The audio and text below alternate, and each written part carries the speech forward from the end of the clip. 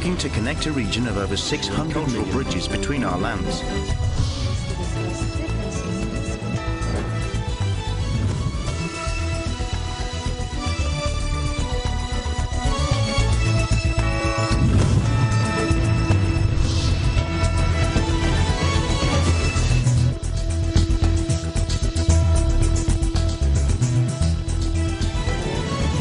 Good evening, I'm Alma Angeles, and you're watching ASEAN in Focus. On today's headlines.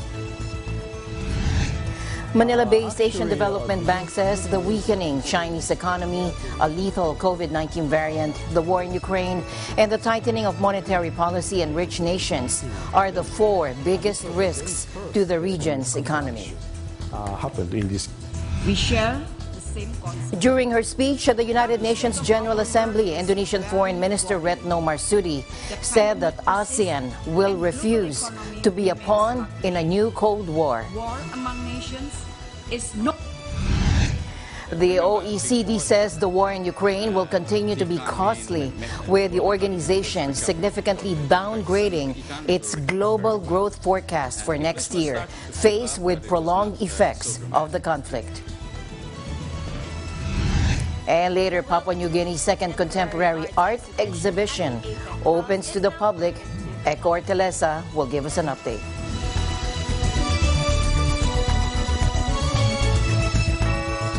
First in our news, at the 55th Asian Development Bank annual meeting of the Board of Governors in Manila, the President, Masatsugu Asakawa, said that while the COVID pandemic is still around and life has gradually gone back to normal in the Asia-Pacific region, new challenges have also emerged to the growth of the Asian economy.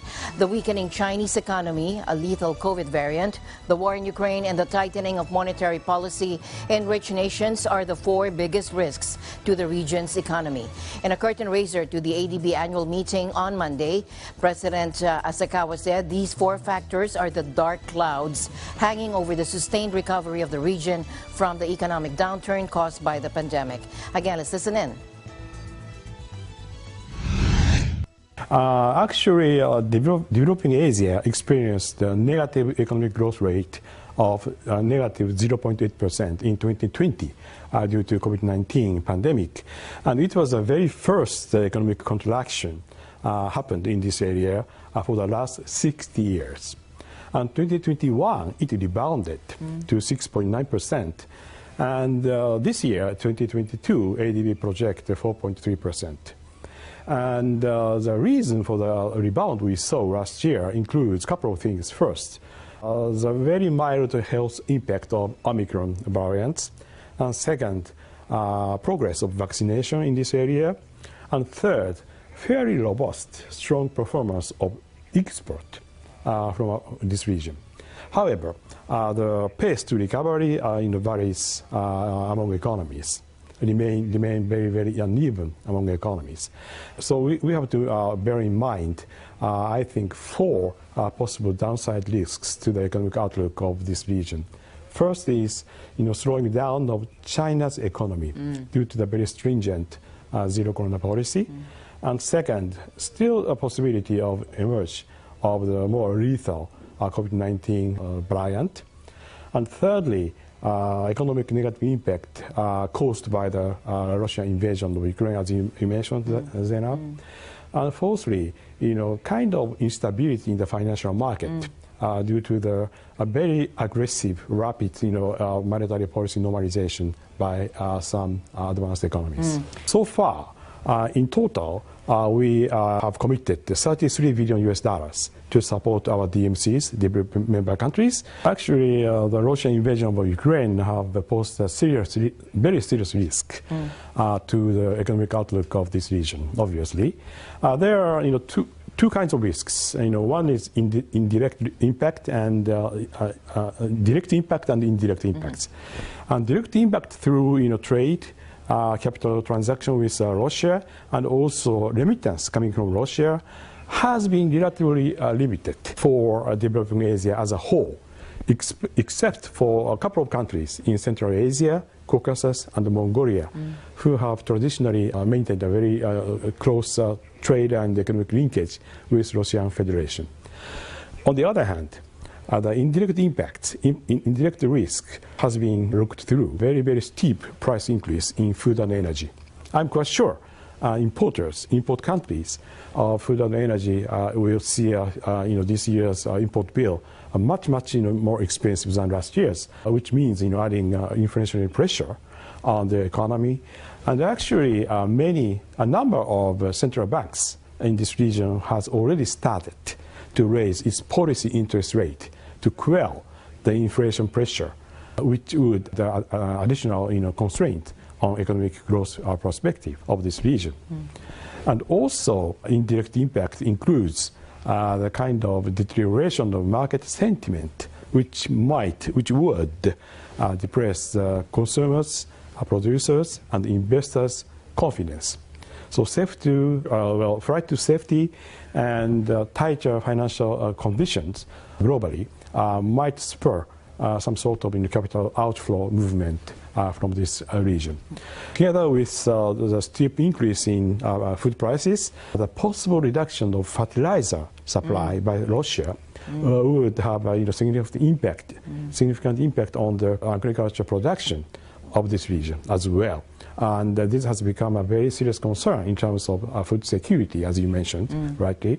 So this is exacerbating the already challenging situation due to the economic fallout of COVID-19, some political unrest, notably in Afghanistan and Myanmar, and droughts and other adverse weather events are linked to climate change. The 55th annual meeting of the ADB began on September 26, will continue until the 30th. The Asian Development Bank, based in Manila, has 68 member countries, including 49 Asian members and 19 other foreign members. Now, these challenges are bringing other development constraints, such as food insecurity, aging, and climate change, to the fore, among others, he said. One way to mobilize financing for these, Asakawa said, is through domestic resource mobilization, or DRM, or taxation. He said this may be needed in order to improve the fiscal situation of countries in the region.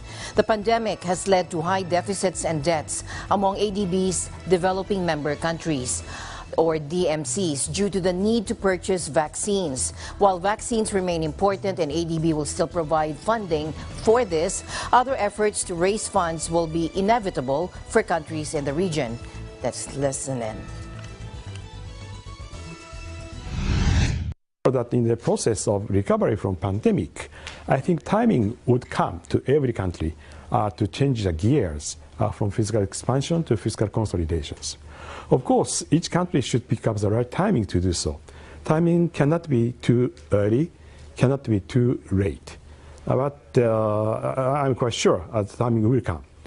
So in that process, I think DRM, domestic resource mobilization, is very, very important, which means how to raise domestic tax revenue. Domestic resource mobilization, DRM, is significant from two perspectives.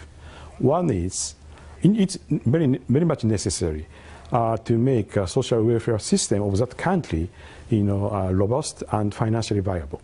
For example, aging. Aging is coming to every country sooner or later. And in order to cope with aging, what is needed is introduce a very well-designed and robust public pension scheme, and also a public medical insurance scheme and so on, right?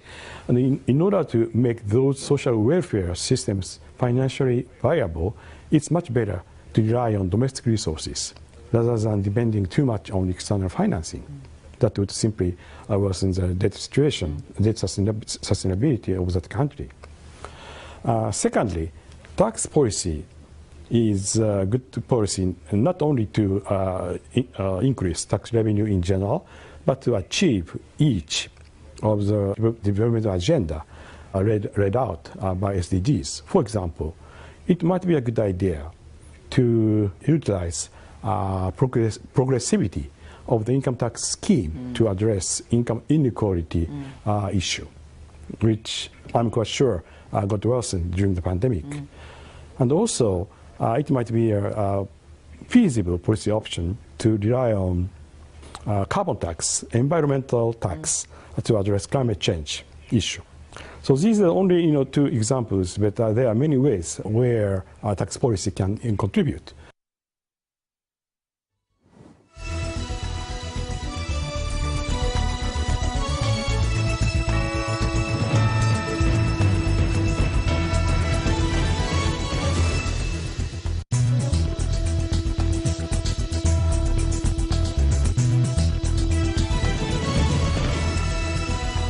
Looking to reintroduce the Philippines to the world, President Marcos Jr. has ambitious plans for his nation on the international stage and at home. El Aguilar reports from New York. In the 6-day working visit of President Ferdinand Romualdez Marcos Jr., his message at the 77th session of the United Nations General Assembly here in New York City was consistent. Global issues that directly affect the Philippines, such as food security, economic recovery caused by the pandemic, and climate change, are just some of the big issues that the President has announced in his speeches. In attending his bilateral and multilateral meetings, Marcos Jr. reintroduced the Philippines to the world, especially to those who he met face-to-face, such as U.S. President Joe Biden, Japanese Prime Minister Fumio Kishida, French President Emmanuel Macron, former British Prime Minister Tony Blair, and other prominent people. Secure the Philippines' bright economic future. My government will swing the doors even wider for high-value investments from both the domestic and international business communities, with a sharp focus on broad-based job creation, the expansion of digital infrastructure, research and development. More investments mean higher economic activity and more quality jobs, and then a better life for Filipinos. Marcos opened the doors of the Philippines especially to foreign investors and foreign companies like Cargill, a global food corporation based in Minnesota, Procter & Gamble, an American company with specializations on a wide range of personal care and hygiene products, Sutherland Digital Transformation Company, wasteful company that deals with renewable energy. NuScale Power is known to design and manufacture modular reactors, and Boeing, which is leading in global change aerospace company. President Marcos also talked to those in the apparel and garments industry.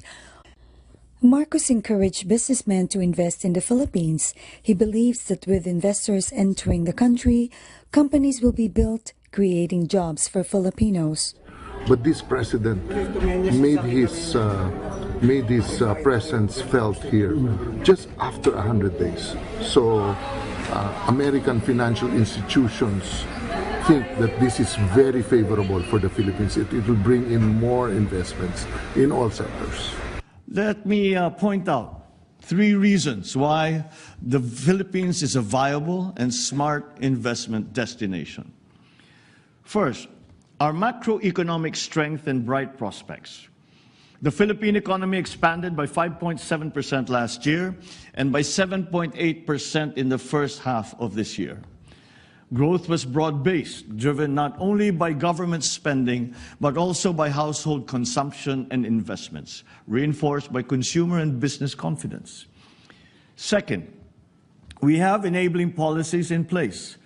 Recently, investor-friendly laws were enacted, and my administration is determined to leverage these changing reforms that will enhance those efforts.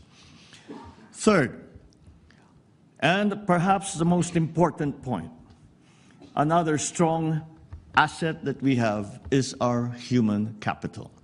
We boast of a young, educated, hardworking, English-speaking workforce that is among the best in the world.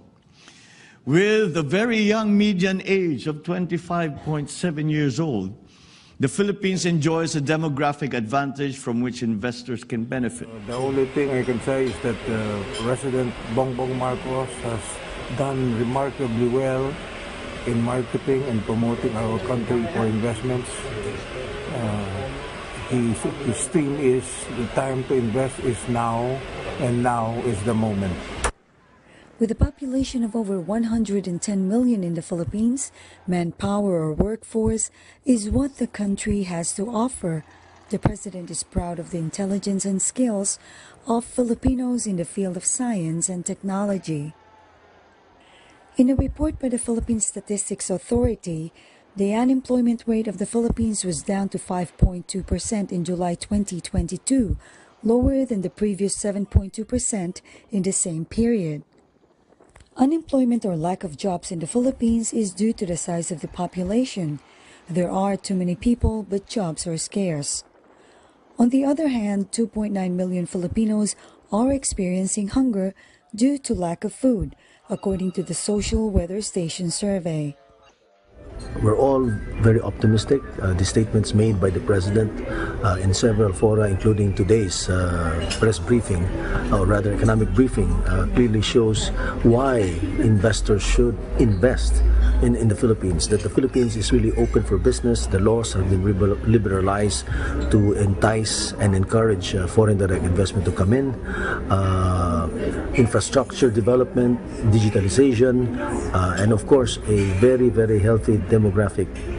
We have one of the youngest demographics in the world that are digitally savvy, that are very aggressive and very, what shall I say, hardworking.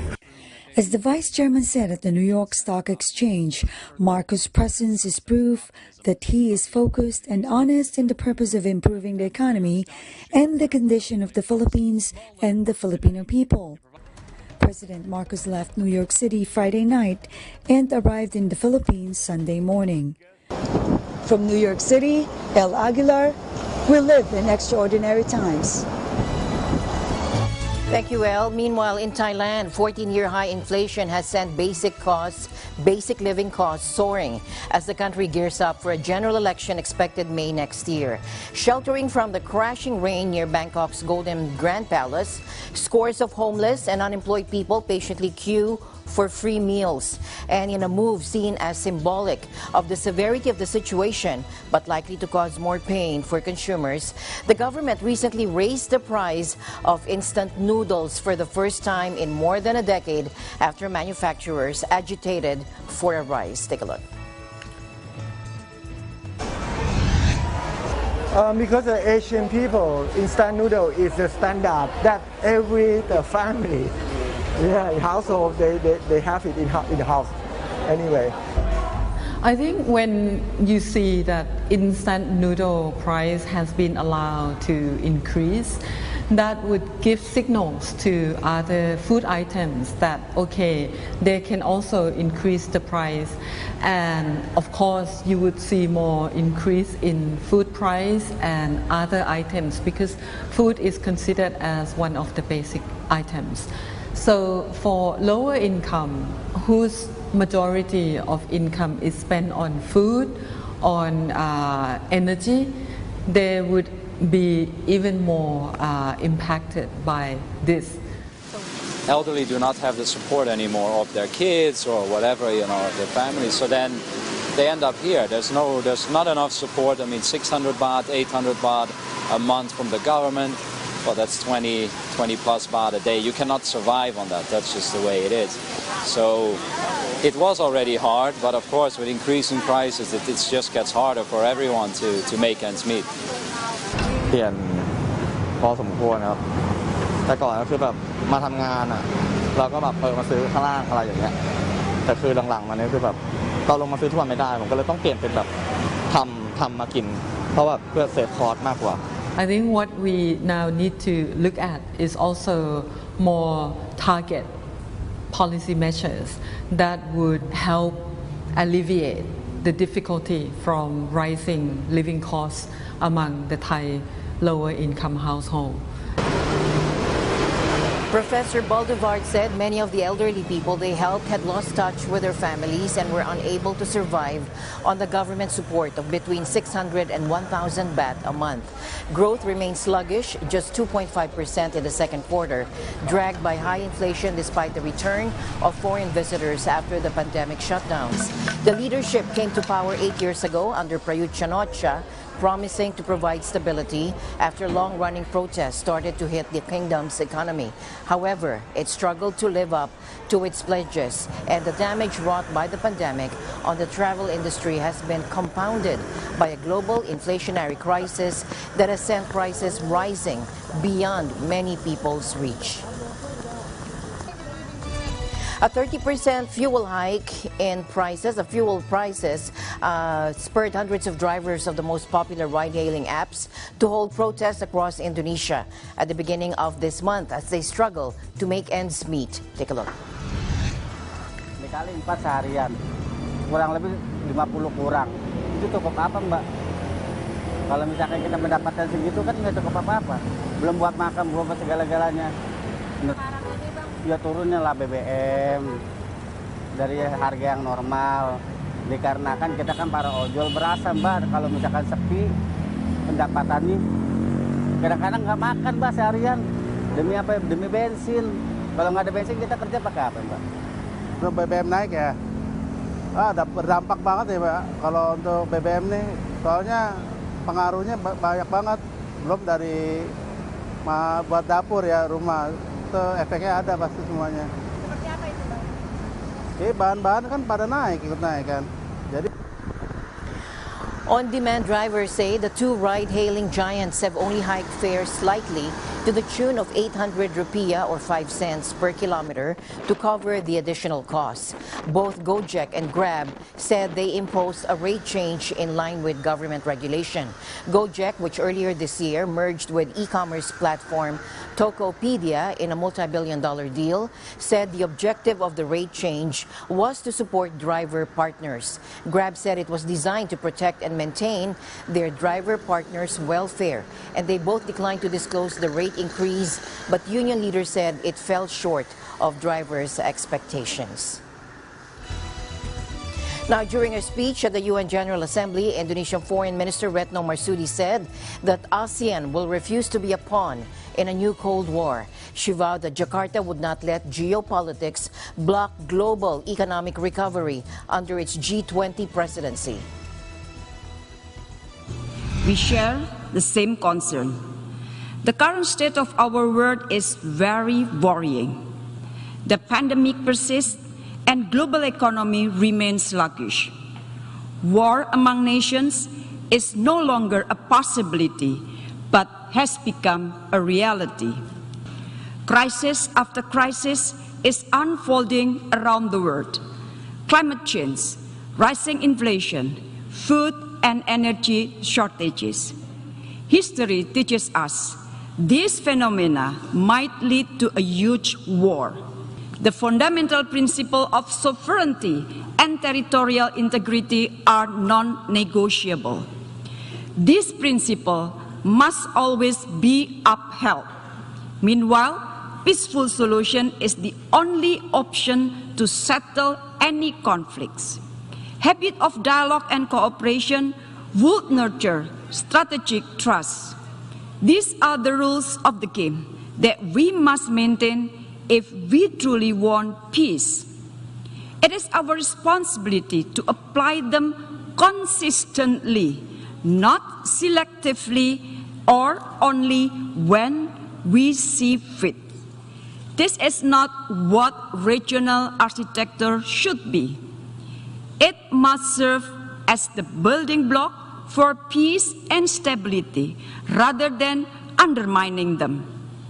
ASEAN was built exactly for this purpose. We refuse to be a pawn in a new Cold War. Instead, we actively promote the paradigm of collaboration with all countries. This paradigm will also guide Indonesia's chairmanship in ASEAN next year. It is the commitment of Indonesia to forge ASEAN centrality in shaping regional order in the Indo-Pacific, to reinforce ASEAN unity as a locomotive for peace, stability, and prosperity in the region, and to ensure ASEAN matters for our peoples, for the region, and for the world. ASEAN will also continue to address seriously the situation in Myanmar. Indonesia is deeply concerned by the military junta's lack of commitment to implement the 5 points of consensus.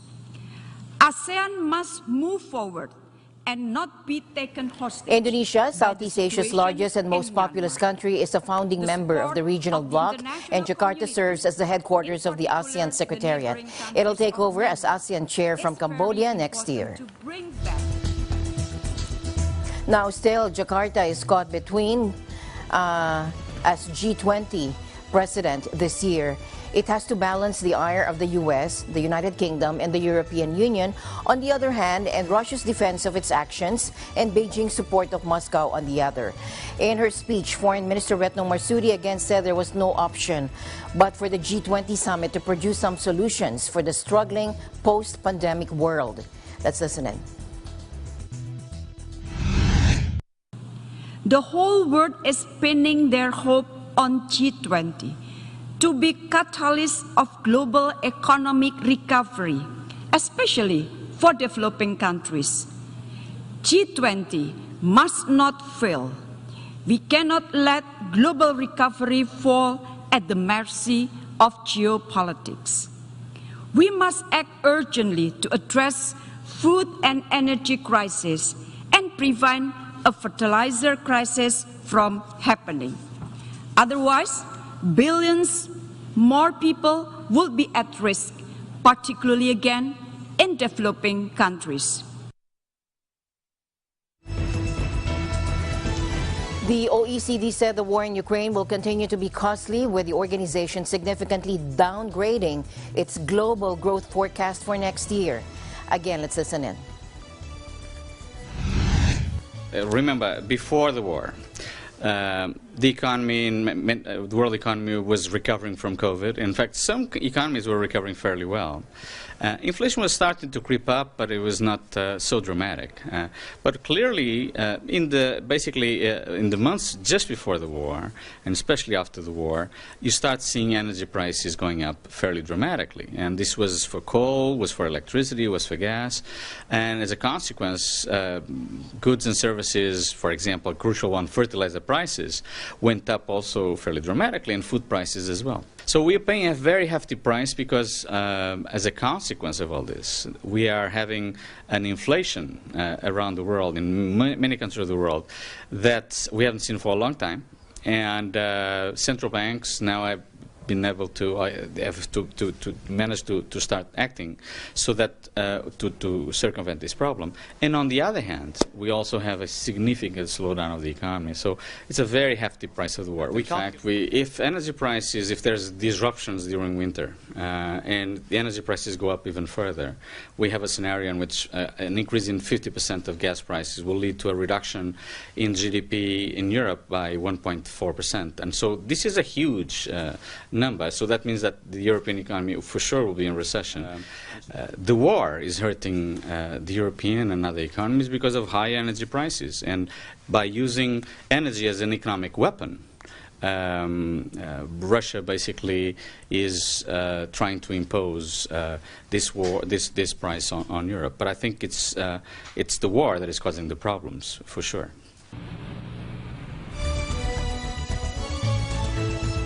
In markets today, the dollar lost a little of its strength after starting the week by surging against major peers, including a record high versus the pound, though equity traders struggled to claw back recent losses owing to recession fears. Take a look. While central banks around the world are ramping up interest rates to fight inflation, the main focus is on the U.S. Fed Reserve's increasingly hawkish tone that has seen it unveil 3 successive bumper hikes with a warning of more to come, and that has seen investors pile into the dollar, sending it to record or multi-decade peaks, which has rattled governments from Tokyo to Beijing and London. On Monday, it hit its highest ever level against the pound, touching $1.0350 after traders were spooked by a massive tax giveaway mini-budget by new UK Finance Minister Kwasi Kwarteng. Another sell-off in Wall Street stocks saw the S&P 500 suffer its lowest close since December 2020, and Asia also struggled. Tokyo, Shanghai, and Sydney all rose, but red was flashing up on screens in Hong Kong, Singapore, Seoul, Wellington, Taipei, Manila, and Jakarta. And President Marcos Jr. assured a whole range of assistance from the government for people in areas hardest hit by Super Typhoon Karding. The government will also provide financial assistance to the displaced but in stricken areas in Bulacan, Nueva Ecija, and Tarlac. But he said only after rescue and rebuilding efforts have ended. Take a look. Well, we are presently, what we are organizing is the airlift for food materials, food packs, water to Pulilok, because sabi nila yun ang talagang right now. Those are the first area, kaya yun ang unang tinamaan. Then after we attend to the basics, again, food, water, shelter, they need clothes, all of these things, and then the DSWD is also prepared to provide IX for them, for those that are going to, they will need assistance. So the whole range of assistance is prepared, is ready to go. But right now, having cash is really not very useful for them. So unahin natin yung mga immediate needs nila, and then when the time comes na magagamit na nila yung AX, bibigay natin sa kanila.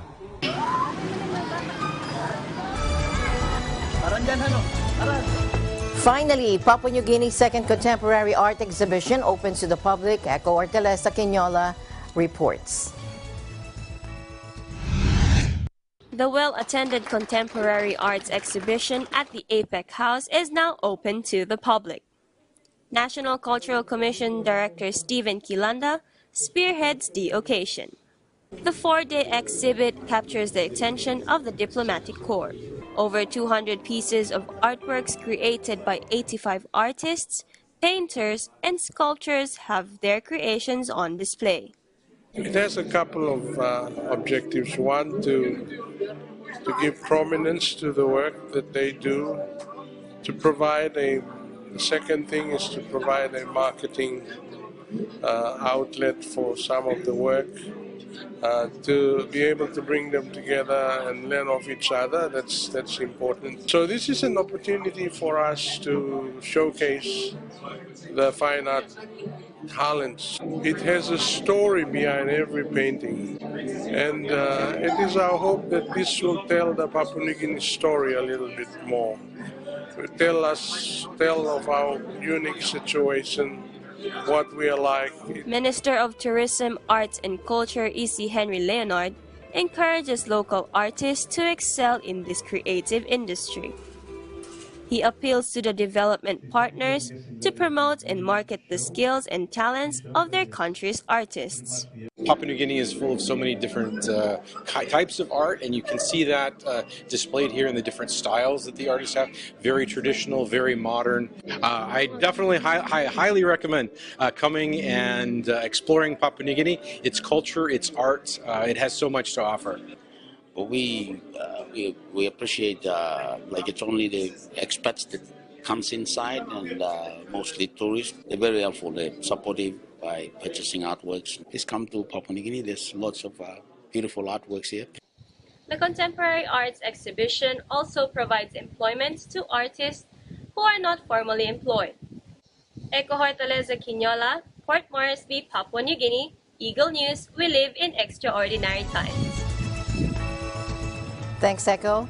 As my usual habit, I'd like to end the day on a positive note. Let's encourage and build each other up so that no one is left behind. And that's it for tonight's broadcast. I'm Alma Angeles. We'll see you back tomorrow. Stay in the news because we live in extraordinary times. Good night.